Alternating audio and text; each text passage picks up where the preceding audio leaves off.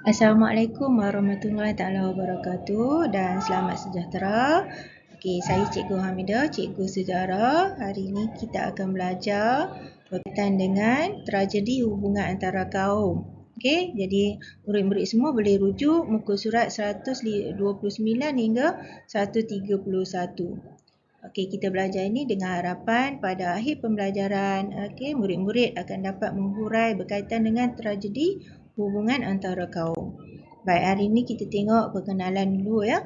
Okey, pengenalan berkaitan dengan tragedi hubungan antara kaum. Jadi bila berlaku ni? Okey, berlaku pada 13 Mei tahun 1969. Okey, peristiwa rusuhan antara kaum ini berlaku selepas pilihan raya umum yang ketiga. Okey. Kemudian pilihan raya umum ini menjadi punca ketegangan antara penyokong parti politik. Okey, yang buat provokasi keadaan sehingga mencetuskan rusuhan antara kaum di negara kita yang berlaku di sekitar Kuala Lumpur, Selangor dan kawasan yang sekitarnya. Baik, sekarang kita tengok apa dia rusuhan antara kaum ni ataupun yang menyebabkan berlakunya rusuhan ni. Faktor yang berlakunya rusuhan. Kesan rusuhan ni berlaku daripada kesan ketidakseimbangan dalam ekonomi dan sosial di negara kita. Kemudian berdasarkan keputusan pilihan raya umum, kemudian ketegangan tu bermula pada berlaku masa kempen pilihan raya. Jadi parti politik ini telah mengeksploitasikan isu sensitif sesuatu kaum. Jadi PKM pula pada masa ni, PKM Parti Komunis Melayu telah mengambil kesempatan untuk mempengaruhi penduduk supaya bermusuh antara kaum. Baik, kemudian parti yang bertanding dan mereka gunakan kempen ni mengikut sentimen perkauman. Bila sebut perkauman dan juga agama, itu akan menjadikan keadaan dalam negara antara kaum tu jadi panas lah. Jadi timbulkan kekacauan dan provokatif. Provokatif. Jadi macam dia wujud perasaan kaum prasangka yang tak elok lah antara kaum. Baik, apa yang langkah perlu dilakukan untuk menamatkan rusuhan ini? Jadi langkah serta-merta perlu diambil untuk mengelakkan kekacauan dan menghentikan rusuhan. Langkahnya supaya tak merebaklah ke kawasan lain. Kalau tidak kan merebak ke kawasan lain, sebab kawasan lain pun, bandar-bandar lain pun ada juga kaum, itu pelbagai kaum ni, Melayu, Cina, India. Dan langkah yang paling penting adalah mengisytiharkan darurat. Kemudian langkah yang kedua, membentuk majlis gerakan Mageran. Jadi kita tengok tiga-tiga langkah ni secara detail. Dan langkah yang ketiga ialah peranan raja Melayu. Kita tengok sini ada 3 lah. Ni langkah pertama, ni langkah kedua. Ketiga-tiga langkah ni kita akan tengok dengan detail. Yang seterusnya kita tengok apa langkah. Jadi darurat pun telah diisytiharkan oleh Yang di-Pertuan Agong lah. Bila? 16 Mei tahun 69. Jadi bila isytihar darurat, apa yang perlu dilakukan? Telefon perlembagaan digantung dan parlimen ditangguhkan. Maksudnya macam ni. Bila pilihan raya ada pemimpin setiap wakil itu ada yang menang. Bila yang menang tu sepatutnya jadi ditempatkan di parlimen, tapi ditangguhkanlah. Sebab dah tak layak lah nak mentadbir negara, sebab dia lebih kepada isu bagi panas lagi kaum setiap kaum tu jadi panas. Jadi kemudian yang seterusnya mewujudkan perlindungan di beberapa tempat tempat perlindungan. Tempat-tempat yang begitu panas tadilah. Kemudian pihak polis telah pun buat perintah berkurung. Perintah berkurung, duduklah kediaman masing-masing, jadi tempoh yang samalah macam kita PKP hari tu kalau nak keluar siang saja, pukul 6 pagi hingga 6 petang hingga 6 pagi tak boleh keluar, mesti berkurung. Sama kemudian kita tengok susun tugas semula perkhidmatan penerangan. Pejabat penerangan yang menjadi saluran untuk menyematkan maklumat kepada orang awam. Kemudian seterusnya pihak media, terutamanya akhbar lah. ditapis dulu supaya berita yang dimasukkan itu pastikan kesahihannya, mesti sahih lah, supaya tidak berlaku lagi prasangka bila istilah-istilah ataupun ada isu-isu yang ditulis dalam akhbar tu, okey, ataupun melalui radio ke.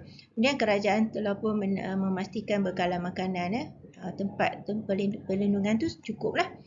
Dan mangsa rusuhan yang cedera kan, dan yang musnah tempat tinggal apa semua tu yang jadi ditempatkan di stadium negara kan. Kemudian di inilah tempat Tiong Nam ni, dua tempat ni ditempatkan sebab kita dari awal tadi kita tahu bermula di Kuala Lumpur kan. Okey, sebab kita pun tahu di Kuala Lumpur pun ada kampung baru.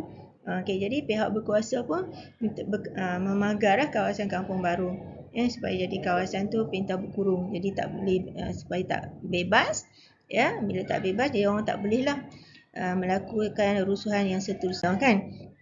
Okey, kemudian yang kedua tadi kita tengok menubuhkan Mageran. Okey, kita tengok apa dia Mageran ni.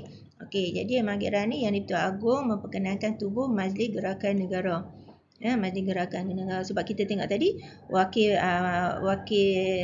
yang menang dalam pilihan raya tak dilantik, tak ditempatkan di parlimen sebab tak boleh lah, sebab dah berlaku rusuhan tu. Jadi apa tindakan, siapa yang nak menyusun nak mengawal pentadbiran negara? Okey, tubuhkan Mageran. Okey, siapa pengurusinya? Okey, Tun Abdul Razak lah, Tun Abdul Razak.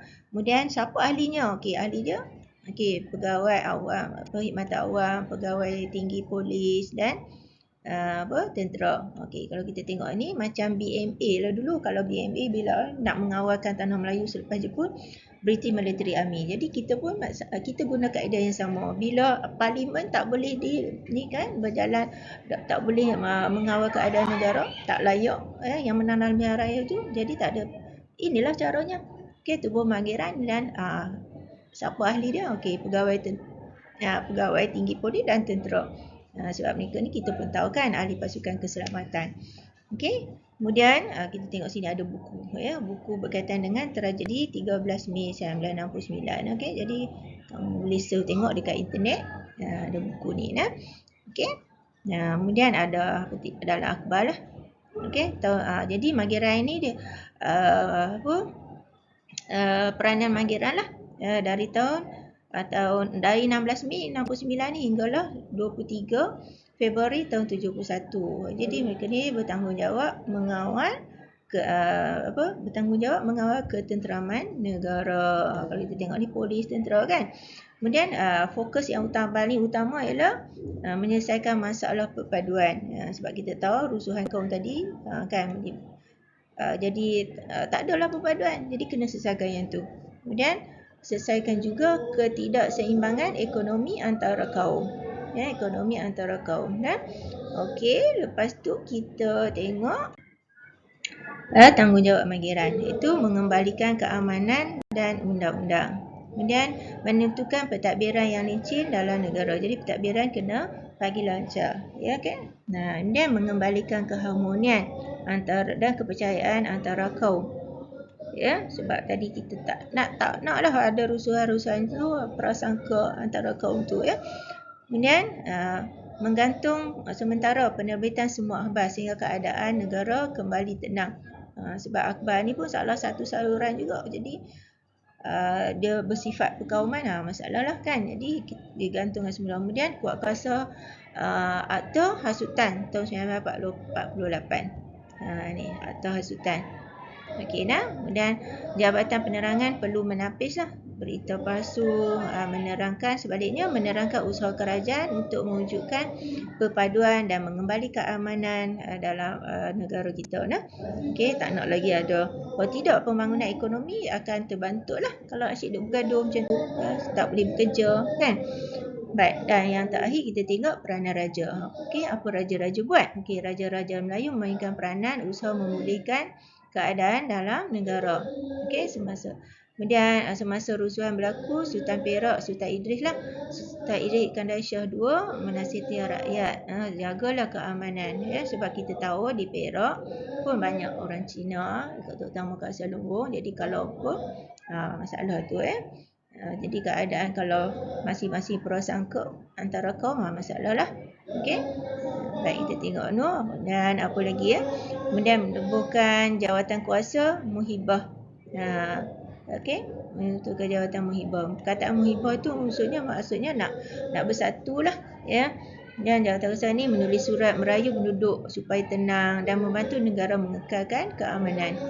Sebelum tahun tu tak ada pun rusuhan. Jadi inilah sebab walaupun ada komunis kan, tapi tak ada rusuhan. Tapi bila rusuhan ni kena sama-sama Okey. Jadi itu salah satu cara lah. Ya, jawatan kuasa muhibah. Kemudian negeri-negeri lain, raja-raja juga meminta rakyat bertenang kan. Kemudian patuhlah undang-undang. Baik, sebagai kesimpulan rusuhan kaum ni dihentikan hasil usaha pihak berkuasa dan kerjasama rakyat. Namun banyak usaha perlu dilakukan bagi membina perpaduan dan keharmonian kaum. Okey. Kemudian salah satunya lah yang kita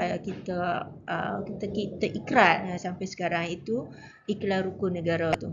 Yang itulah salah satu yang usaha Margiran supaya wujudnya tak ada semangat perkauman, wujudnya taat setia kan, dan pelbagai cabaran selepas pembentukan Malaysia berjaya ditangani. Hasil kesungguhan dan kerjasama antara pemimpin, pihak berkuasa dan masyarakat. Okay? Baik, sebagai rakyat Malaysia kita haruslah bekerjasama bagi mengekalkan keamanan, mengekalkan keamanan yang dikecapi agar dapat hidup dalam suasana yang aman dan makmur. Kalau kita tengok ini, kalau cikgu ajar selalu kan, kalau jawab soalan kibat, kat sini adalah jawapan kibat yang terakhir itu doa dan harapan. Ya. Doa dan harapan kena ada. Kita harus kerjasama itu doa, harapan. Kemudian dapat hidup suasana aman dan makmur. Itu pun doa dan harapan juga. Okey, sekian dulu. Kita jumpa lagi. Bye-bye.